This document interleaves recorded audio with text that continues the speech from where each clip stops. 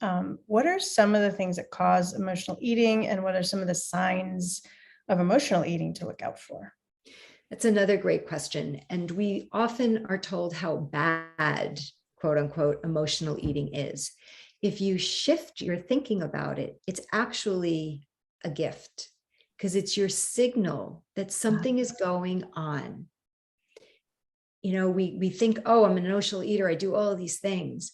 If you're willing to take a step back and understand what the message is, or trying to unpack what the message is that your body is trying to tell you, you can view it differently and shift from that negative connotation to healing. And it could be the triggers of stress, anxiety, loneliness, boredom, overwhelm, all of those things. Noticing, being aware of your pattern.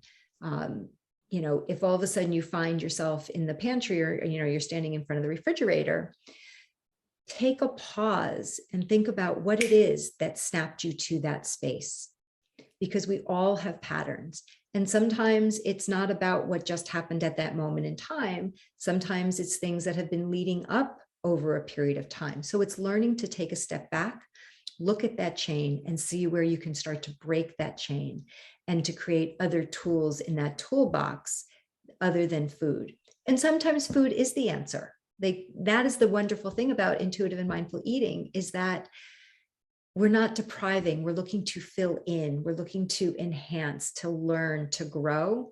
And then the other things start to lessen and to be so impactful to get out of that diet mentality. The impact is, when emotional eating is no longer serving you, is when you have the challenge. Right. How much are you eating? How much numbing are you doing? Do you have other tools? Is that your only tool?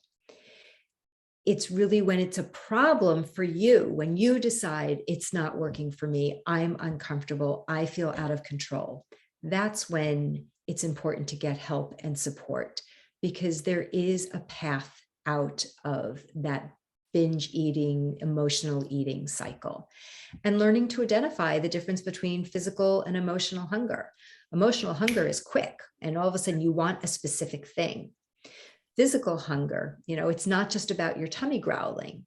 Are you losing concentration? Are you having a hard time paying attention? Is your patience kind of diminishing?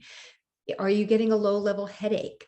It's learning to, again, I sound repetitive, but it's learning to be quiet, to create the awareness so that you understand the shifts and the nuances and what do they actually mean.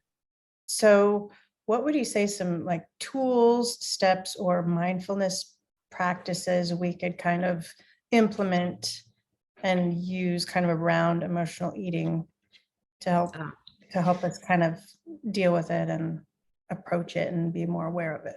One of the first things that I recommend is learning to take a mindful pause, learning to ground yourself, connect yourself with where you are, what is happening. Take that pause and ask yourself, what am I feeling? What do I need? And those are hard questions to ask if you are not in tune to your body, and people, kind of think it's a silly question. What am I thinking? What am I feeling? I don't know. I don't have time for that. You don't not have time for that if you're uncomfortable in your body, if you're having a challenging relationship with food. And it's learning to be willing to ask those questions and understand the feelings, understand the body sensations. When I'm feeling tightness in my chest, when my belly feels tight, when I have that proverbial, heavy weight on my shoulders, what is it that's causing it? What are those messages? And what do I have to unpack? And how do I get out of my comfort zone? Because maybe you need to have a conversation. Maybe your needs aren't being met because of XYZ. So it's learning to be compassionate with yourself, to be able to ask for some things that you might need. And self-compassion is one of the biggest gifts that you can learn to practice and give yourself. How I work with my clients is based on 5 pillars: intuitive eating, mindful eating, the philosophy of health at every size, non-judgmental self-awareness, and self-compassion. And my clients will often say to me when we're talking, oh, I feel like a broken record. I noticed this, I noticed that, I noticed this. Awareness is your power. Awareness gives you choice. And when we're talking about unpacking the bags with emotional eating, it takes time to become aware and to be willing to know, where do these patterns come from?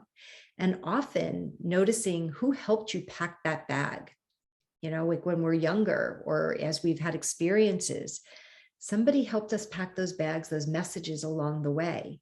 And how do we start to be willing to say, you know what, that message isn't true. It's not serving me anymore. I want to change my story. So it's not just, there's no black and white answers.